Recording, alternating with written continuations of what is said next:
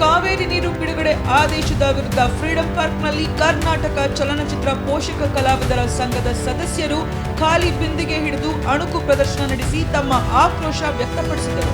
ಹಿರಿಯ ಕಲಾವಿದ ಡಿಂಗ್ರಿ ನಾಗರಾಜ್ ನೇತೃತ್ವದಲ್ಲಿ ನಡೆದ ಪ್ರತಿಭಟನೆಯಲ್ಲಿ ರಾಜ್ಯದ ರೈತರ ಹಿತಾಸಕ್ತಿ ಹಾಗೂ ಕುಡಿಯುವ ನೀರಿನ ಅಗತ್ಯವನ್ನು ಕಡೆಗಣಿಸಿ ತಮಿಳುನಾಡಿಗೆ ನೀರು ಹರಿಸುವುದು ಸರಿಯಲ್ಲ ಎಂದು ಪ್ರತಿಭಟನಾಕಾರರು ಆರೋಪಿಸಿದರು.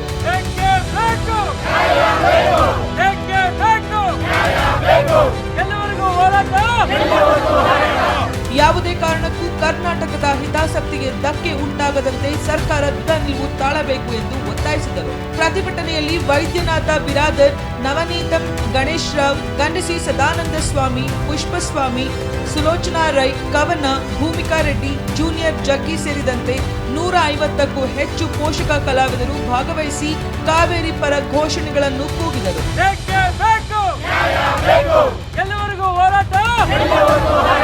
ಇದೇ ವೇಳೆ ರಿಪಬ್ಲಿಕನ್ ಪಾರ್ಟಿ ಆಫ್ ಇಂಡಿಯಾ ವತಿಯಿಂದಲೂ ಪ್ರತ್ಯೇಕ ಪ್ರತಿಭಟನೆ ನಡೆಯಿತು. ರಾಜ್ಯದ ಹಲವು ಜಿಲ್ಲೆಗಳು ಅಲ್ಪವೃಷ್ಟಿ ಮತ್ತು ಬರದ ಸಂಕಷ್ಟ ಎದುರಿಸುತ್ತಿರುವ ಸಂದರ್ಭದಲ್ಲಿ ಕಾವೇರಿ ನೀರನ್ನು ಹೊರ ರಾಜ್ಯಕ್ಕೆ ಬಿಡುಗಡೆ ಮಾಡುವುದು ಸೂಕ್ತವಲ್ಲ ಎಂದು ಪಕ್ಷದ ಮುಖಂಡರು ಸರ್ಕಾರದ ವಿರುದ್ಧ ಆಕ್ರೋಶ ವ್ಯಕ್ತಪಡಿಸಿದರು.